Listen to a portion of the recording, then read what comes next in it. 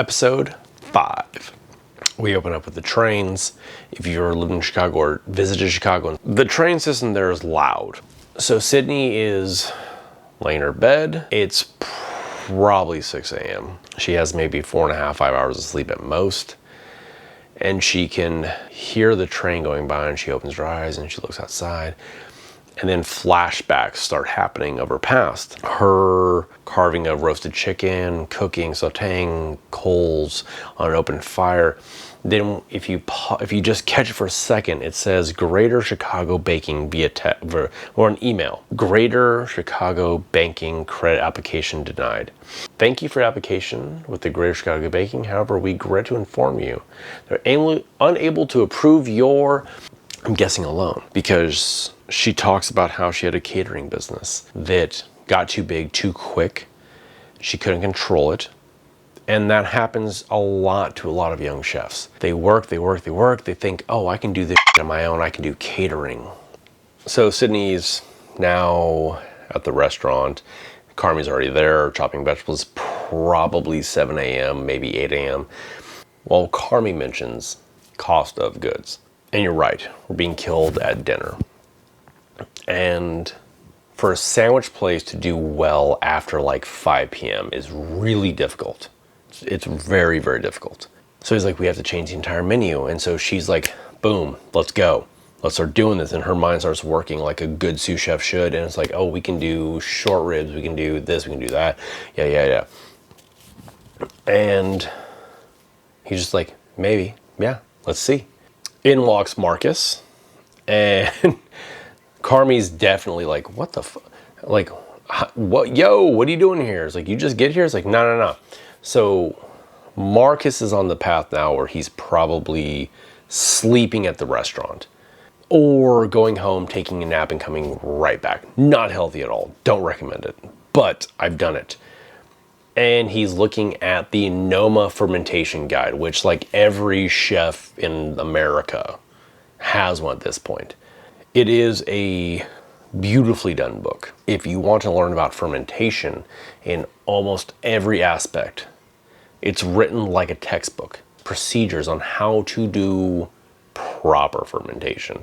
I recommend everyone buying it. Link below. And he asked about non-iodized salt. So iodized salt, which is your normal table salt, is trash.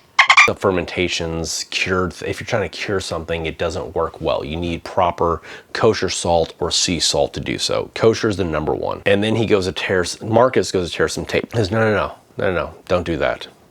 Carmi walks over, is like, one end looks like the other side looks fine, which means both sides look like you take scissors and cut it. And Marcus is very much like, heard, chef. He's embracing everything about this. It's the young cook you want as a chef because he's embracing every single step of the way to become better. And it's first thing in the morning, the sun is just bright in the sky, and the toilet explodes. As someone who's run multiple small businesses as a chef, not an owner, this happens. Literal happens. Toilets explode, water heaters die, ovens go out, stoves go out, fryers go out, tap systems for beers, they stop working randomly, CO2 systems out. So all these things, like, this is a normal day for a small business. Their toilet literally explodes all over Carmi. I love the exaggeration on that, but then floods the restaurant, which I've seen happen. Of course, in walks Richie, late, sunglasses on, probably on a bender the night before. It's very much like, no, we can't stop. We can't close. We have to continue going. We need to clean this up before service, which I've been there. We've done it. He takes his main staff of the kitchen, breaks them away to be like, we still have to work on this new menu. We have to get done and dialed in before it's too late. And it's classic, like Italian-American Chicago dishes. We're getting more into the new dishes and service. The front of the house is all and the toilet exploding. Tina's roasting some onions for a stock and for like a jus, most likely.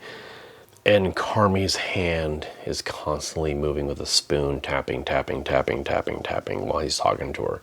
Anxiety at like 100%. Did Mikey make that for you? And she nods yes. And it's like, at your mom's. He goes, was she full psycho? Goes, she wasn't calm, but the food was delicious. So we're seeing some like generational trauma, like hand moving, like, you know, tap, tap, tap, tap, tap, tap, of Carmy experiencing anxiety and depression that was probably passed down on him from the generation before. Fight breaks out, Richie versus Fact. How it goes down is entertaining, but then gets to the point where Carmy steps in and stops it, and Fact flat out says, Richie's selling coke out the back door. He's selling drugs. Fast forward a few scenes, Marcus is behind on cakes because he's been with the donuts all day long, the fermentation, all this bullshit. Things that aren't important for the service of today. Because of that, he starts throwing in the mixer that's not properly working. We jump back to Carmy, Richie, Fact talking about selling out the back door. And Richie alludes to the fact that the idea of him selling out the back door or in the back alley was his brother Mikey's idea, just to help the restaurant stay afloat. Tension is high and keeps cutting back between Richie, Carmy, and Fact, Marcus hovering over the mixer that's smoking at this point, and the slightly calmer Sydney plating the short ribs and risotto that Carmy did not ask for. He said, we can talk about it. But she moved ahead, said, let's do it. There's just so much tension happening, which is the normal thing for a restaurant. Day to day, the tension in a restaurant is just, you could cut with a knife, as my grandmother used to say. And Richie says, I'm about to blow a fuse. And because of Marcus, the cake's over, not paying attention, and using the mixer that's broken, he blows a fuse for the whole restaurant. Everything at this point is just going to shit in the restaurant. Carmy calls Pete to basically avoid his sister. They have a chest freezer, and so he's bringing meat and all that is going to go bad to there so they can freeze it. Really lamenting on the fact that he's not communicating properly. He's not talking to the people that matter to him. When Sugar calls him out for it, though, he goes, I've been going. And they have a beautiful moment where he talks about how he's going to group therapy. And she just embraces him. Her demeanor goes so quickly from anger, annoyance, to you made the first step.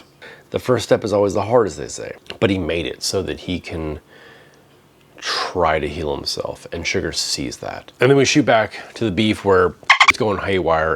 Power's out. Now the gas isn't working on their stoves, which means they can't warm anything up. We have to close. We can't open today. But if they close at this point, any day could ruin them for the forever. They could just close. So Sydney comes up with the idea of grabbing the cinder blocks from across the way at a construction site, some rebar, and basically making an outdoor grill. And they show up, and I love Carmy's calmness of just like, power don't work, gas don't work, so we made a grill. We're cooking everything off the grill. And it doesn't even faze him. He just goes, okay. In the heat of the chaos, Carmy has a cigarette, throw something away. It's a trick of mini chefs. I'm gonna go out to the trash and throw this one box away. Meanwhile, he's using a cigarette. He sees Marcus sulking. He was like, what's going on, you know? Marcus explained the situation that he was behind on his work and he blew the fuse. It was his fault. All the bullshit happening is his fault. He says, I made a mistake and it'll never happen again. And Carmy, the veteran cook, says, no, you will, because you will. Or those who don't acknowledge a mistake don't learn. I make mistakes all the time. I try to correct them. And Carmy says about how he made a grease fire after he won Food and Wine's Best New Chef type of thing. It's the moment of like picking yourself up where he looks at Mark and says, do you want to continue being a baby for a minute?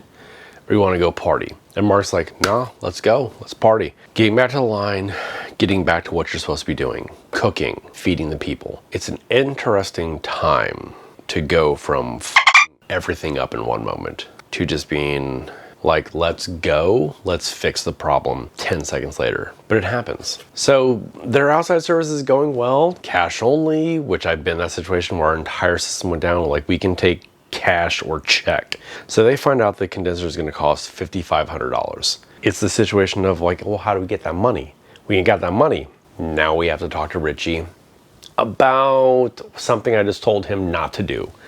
They bring him to a meeting. It's Carmy, Fack, and Richie.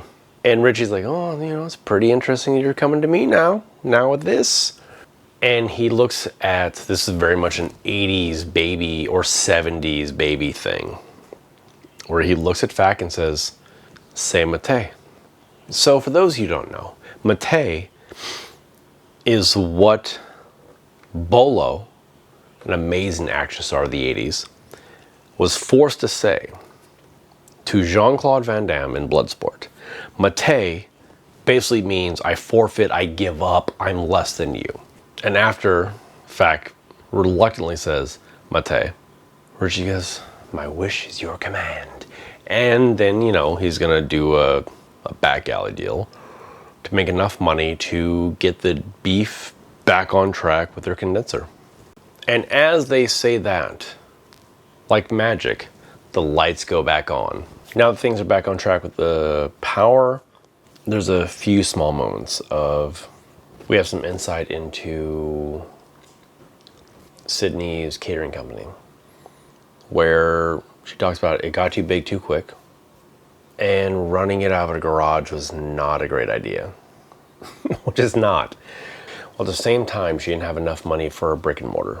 She's gonna get a loan, going back to the first scene we saw in this episode, showing that denial for a loan. And Carmy, as she's saying all these things, just goes, heard, chef. Because she just needs someone to vent to. She needed to talk about how she f***ed up. And it wasn't her, it's not that she was a f*** up, she just f***ed up, and it happens, especially in this industry.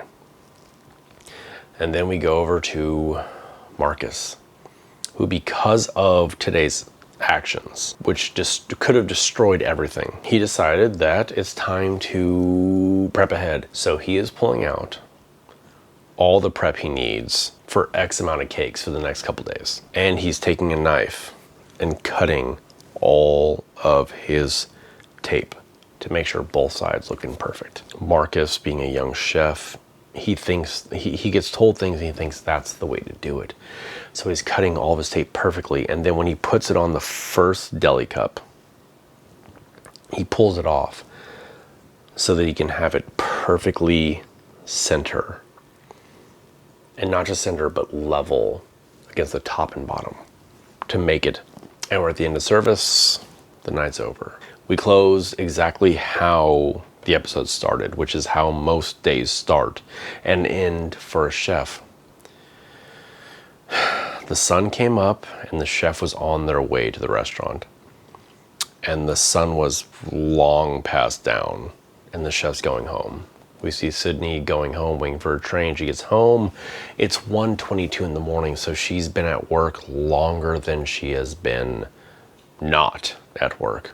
And as she's trying to fall asleep, she has an idea for a dish and she wakes up immediately and then just writes it down so quick in her little journal, her little moleskin.